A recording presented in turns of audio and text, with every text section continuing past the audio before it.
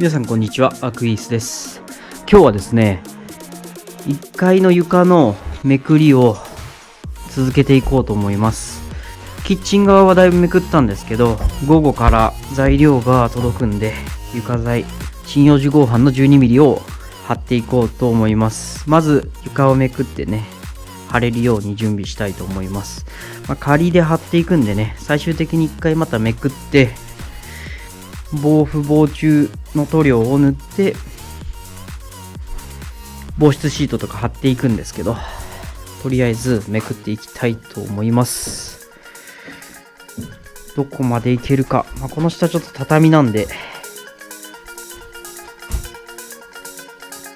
すぐめくれると思うんですけど、床の間は結構ガチッとすぐってそうなんでかかりそうですね。それでは行ってみましょう。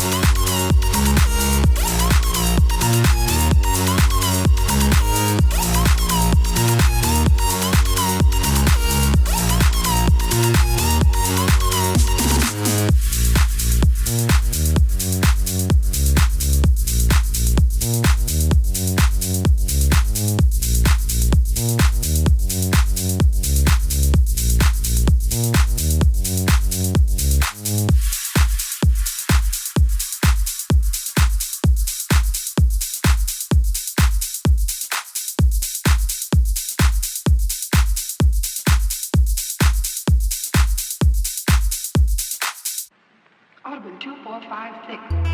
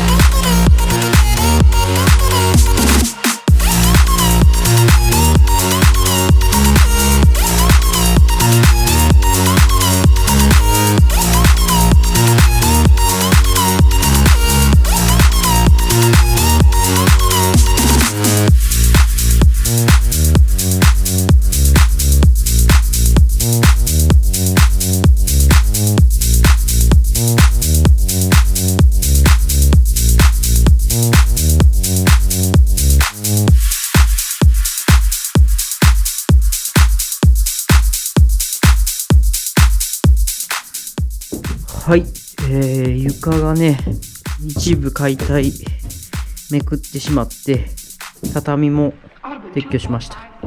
玄関にね、置いて、あとは捨てるだけです。材料が届きました。ベニヤを50枚ですね。全部で150枚ぐらい注文してるんで、こっちが床を張ったところですね。父親が来てくれたんでまた助かりました。明日はね、この辺の壁、下地全部木をね、また解体して、ここを材料置き場にしたいと思います。で、明日はね、大工さんもちょっと来てくれるみたいなんで、ここの柱抜きがね、できるか、確認してもらいたいと思います。よく見たらね、階段のあそこなんかもう半分以下ないんですよね。半分もないんですよね、柱が。もう効いてないですよね。こっちは効いてるかもしれないですけど、こっちは、あっちか。柱の下場が空いてるんですよね、これ。効いてないですよね、これ。こっちはちょっと効いてるかもしれないですけど、こっちなんか全然効いてないですよね。多分これこのまま抜いてもいけそうな気もするんですけど、一応プロに